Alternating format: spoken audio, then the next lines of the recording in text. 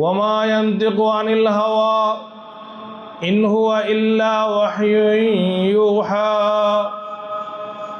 একটা হইল সরাসরি কোরআন নাজিল হয়েছে ওহির মাধ্যমে, আল্লাহ তাআলার কালাম, এটাকে বলে ওহিয়ে মতলু, যেটা আল্লাহ তাআলা জিবরিল আমিনের মাধ্যমে রাসূল করিম সাল্লাল্লাহু আলাইহি ওয়াসাল্লামের কলবে আত্মারে অবতীর্ণ করেছেন। এর বাহিরে রাসূল করিম সাল্লাল্লাহু আলাইহি ওয়াসাল্লাম যত কথা বলেছেন, যত আমল করেছেন, এটাকে বলে রাসূলের সুন্নাত, রাসূলের হাদিস।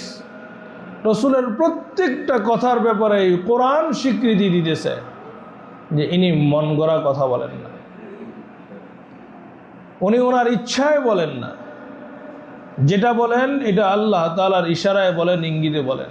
এই জন্যে রসুলের কথাকে বলা হয় ওহি গায়রে মতলু, ওইটাও ওহি, কিন্তু এটা কারো মাধ্যমে ওনার কলবের মধ্যে পৌঁছানো হয় নাই, সরাসরি আল্লাহ তাআলা ওনার কলবে ঢেলে দিচ্ছেন। কোরআন স্বীকৃতি দিতেছে ওনার কোনো কথা ওনার নিজের না। মাওলানা জালালউদ্দিন রুমি রহমতুল্লাহি আলাইহি এটাকে এইভাবে চিত্রায়িত করেছেন, গুফতায়ে ও গুফতায়ে আল্লাহ বুদ গরচে আজ হুলকুমে আবদুল্লাহ বুদ, গুফতায়ে ও গুফতায়ে আল্লাহ বুদ গরচে আজ হুলকুমে আবদুল্লাহ বুদ।